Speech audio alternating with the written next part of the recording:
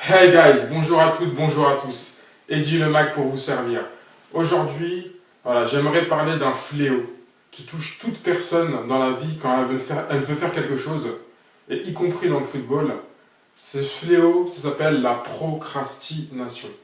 Pour ceux qui ne savent pas, la procrastination, en fait, c'est difficile à le mettre dans une catégorie. Moi, personnellement, je dirais que la procrastination, c'est un art. C'est l'art de remettre tout au lendemain. En fait, la procrastination, c'est, t'as un rêve par là, tu vois, et chaque jour, tu le regardes passer ce rêve-là, tu dis, oh mince, je suis en train de passer à côté de ma vie, quoi. Donc voilà. Aujourd'hui, j'ai 4 méthodes très efficaces à partager avec vous pour vaincre ce fléau qui est la procrastination. Si vous vous dites que dans votre vie, vous procrastinez pas, j'ai envie de vous dire que vous êtes des menteurs. Et la meilleure manière de ne pas procrastiner déjà, c'est d'assumer qu'on a tous ce défaut en nous. Donc voilà, aujourd'hui j'avais envie de partager 4 méthodes pour vaincre cet art qui est la procrastination. Donc on va passer au premier conseil que je veux vous donner. Donc cette première méthode que je vous donne aujourd'hui, c'est une méthode que j'ai vue dans le livre Manger le crapaud, c'est la traduction française d'un livre d'un auteur américain. En fait, dans ce livre-là, cet auteur-là, il fait une métaphore entre un gros crapaud difficile à digérer et une charge énorme de travail qu'on a à faire dans la vie de tous les jours.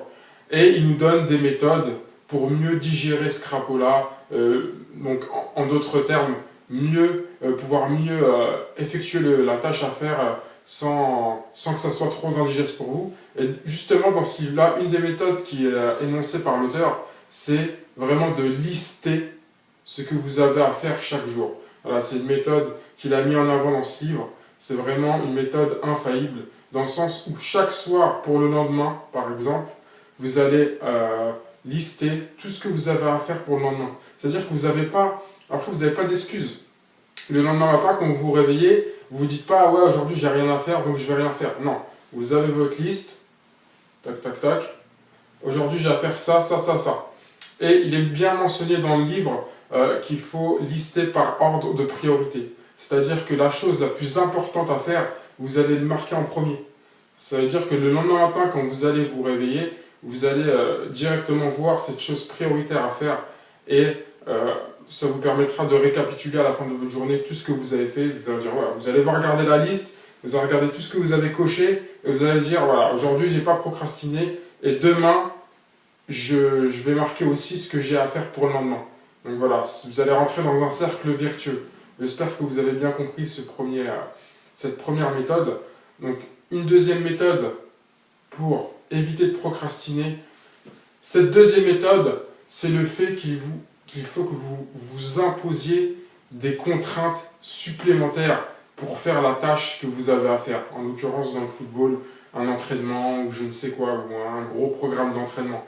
Dans le sens où plus vous allez vous donner des contraintes pour le faire, plus vous allez être, pas motivé, mais être poussé à faire cette grande tâche à faire. Vous n'avez pas remarqué que quand vous travaillez par exemple en entreprise ou en intérim, etc., vous avez la capacité de travailler 8 heures par jour en ayant très peu de sommeil et en étant très productif.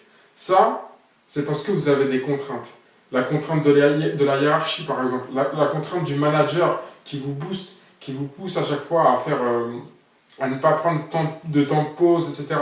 C'est la raison pour laquelle c'est très difficile de travailler tout seul. Parce que cette pression hiérarchique que vous avez par exemple dans une entreprise ou via un entraîneur de football, elle disparaît. Donc, pour remplacer ça, il faut que vous vous donniez des contraintes. Ça peut être un ultimatum, ça peut être une promesse faite à un proche. Vous allez voir un proche, vous lui faites la promesse que cette année vous allez tout casser dans le football ou je ne sais quoi. Par exemple, moi, ce que je me suis mis comme contrainte, c'était ce mois-ci de tourner en moyenne une vidéo par jour. Donc voilà. La chose que j'ai faite, c'est je suis parti voir un pote, je lui ai dit regarde, je te donne 50 euros. je te donne 50 euros. Si je n'ai pas tourné une vidéo par jour à la fin du mois, je te promets, tu les gardes, les 50 euros. Donc voilà, c'est une contrainte que je me suis inventée pour m'obliger, pour me donner une raison supplémentaire de faire ce que j'ai à faire ce mois-ci. Ça peut être n'importe quoi, ça peut être une promesse que vous faites à vous-même, à vous de trouver les propres solutions, mais rajoutez-vous des contraintes pour que ça vous pousse dans votre travail. Donc voilà, on passe tout de suite à la troisième méthode pour vaincre la procrastination. C'est surtout, je vous en supplie, ne soyez pas trop perfectionniste. Aussi surprenant que cela puisse vous paraître, trop de perfectionnisme pousse justement à la procrastination, dans le sens où vous allez tout le temps chercher à vouloir ce moment de grâce pour démarrer votre projet, votre programme d'entraînement. Vous allez chercher à ce qu'il fasse beau. Aujourd'hui, il faut que je sois de bonne humeur. Il faut que toutes les conditions d'entraînement soient réunies. Si vous attendez tout le temps ce moment de grâce, vous allez vous entraîner que 5 fois dans l'année. Donc voilà, ne soyez pas trop perfectionniste. Sachez que mal fait est mieux que pas fait. Et même s'il y a certaines conditions qui ne sont pas réunies pour un entraînement optimal ou je ne sais quoi, faites-le quand même. Faites-le quand même et ça sera toujours mieux que si vous auriez rien fait.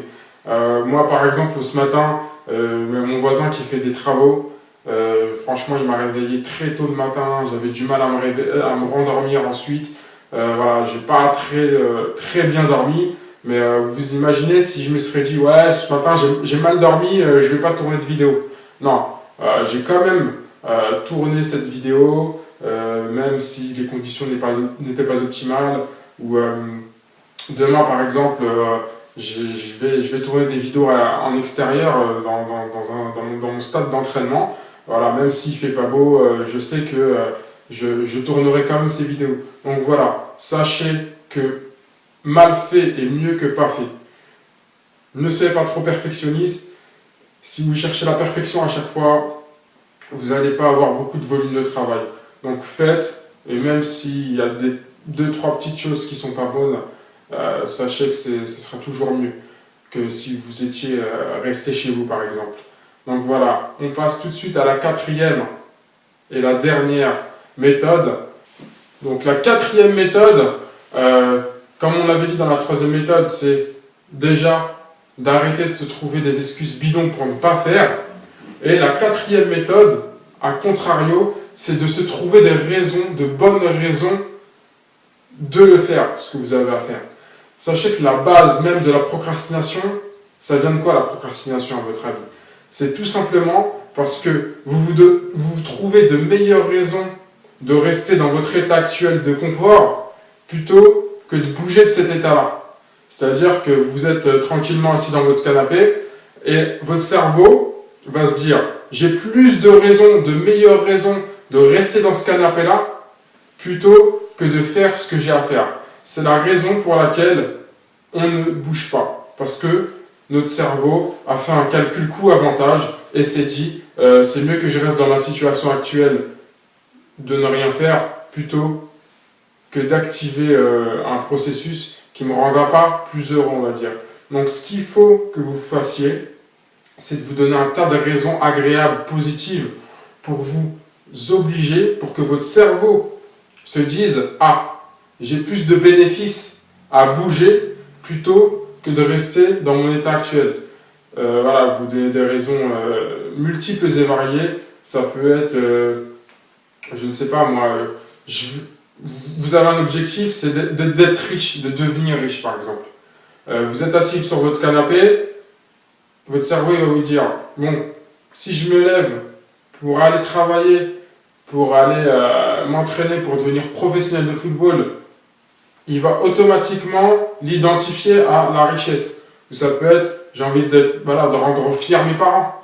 Donc votre cerveau va identifier l'entraînement pas comme une activité physique, mais il va identifier l'entraînement comme moyen de rendre heureux ses parents. Donc voilà, là, le cerveau il va tout de suite trouver l'énergie pour se dire, voilà, j'ai plus de bénéfices à me lever pour rendre heureux mes parents. Voilà, toujours associer des choses positives à l'entraînement que vous avez à faire, ou je ne sais quoi, ou une séance de musculation. Associer des choses agréables et positives à votre entraînement, à la chose que vous devez faire pour que votre cerveau trouve plus de bénéfices à vous motiver à le faire. Si vous vous dites, ouais, je vais travailler pour travailler, il y a beaucoup de chances que votre cerveau va dire, attends, tu veux travailler pour travailler, toi? Bah, autant que tu restes assis. Mais à contrario, si vous vous dites, je vais travailler pour être heureux dans la vie, pour pouvoir avoir les finances nécessaires pour voyager, pour pouvoir vivre de ma passion, là, votre cerveau va se dire, ah si, ce sera plus agréable pour moi de me lever et d'aller chercher ces rêves-là plutôt que de rester sur mon canapé. Donc la procrastination, en fait, c'est tout simple. Trouvez-vous des raisons supplémentaires, des raisons plus agréables de sortir de votre situation actuelle, qui est certes confortable, mais dites-vous que si vous bougez, vous serez encore plus dans le confort. Donc voilà, j'espère que vous avez compris ces quatre objectifs-là et appliquez dans votre vie de tous les jours. Déjà, franchement, je vous ai cité un livre comme Manger le crapaud. L'auteur, il a trouvé au moins, je sais pas moi, 20 méthodes pour vaincre cette procrastination. Moi, je vous en ai donné que 4 dans cette vidéo-là, mais je vous promets que c'est largement suffisant si vous les appliquez, ces 4 méthodes-là, pour vaincre la procrastination. Je l'applique moi-même dans ma vie et franchement, j'ai fait beaucoup d'efforts déjà. Donc, restez branchés. Je vous invite à poster des commentaires, hein. Aujourd'hui, pas demain. Ne procrastinez pas à mettre des commentaires. Donc voilà, je vous invite à mettre des commentaires maintenant et je vous dis à très très bientôt. Cette vidéo vous a été proposée par Footballeur Attitude, le site pour devenir footballeur professionnel. Vous voulez progresser de manière significative dans votre football en ayant des conditions de joueur professionnel? Vous voulez avoir des conseils, des bons plans en recrutement pour percer dans votre carrière et pourquoi pas vivre de votre football? Vous êtes au bon endroit. Mais je pense avant tout que tout est une histoire de méthode dans la vie. Il ne faut donc pas mettre la charrue avant les bœufs et surtout pas dans le sport, car dans l'entraînement, tout se fait de manière progressive. C'est la raison pour laquelle, pour pas que vous puissiez vous éparpiller, je vous ai réservé 3 vidéos, pas très longues, faciles à regarder. C'est mes 3 vidéos phares qui vont vous expliquer les 3 premières choses à faire avant d'envisager toute chose dans votre carrière. Une fois que vous aurez mis ces choses en place, vous pourrez faire ce que vous voulez. Mais s'il vous plaît, ne faites rien avant d'avoir mis en place ces 3 premières choses. Comme ça, on aura au moins une base solide pour travailler ensemble. Donc cliquez dès maintenant sur le lien ci-dessous ou tout simplement allez dans la rubrique vidéo phare du site www.footballerattitude.com pour découvrir ces 3 principes.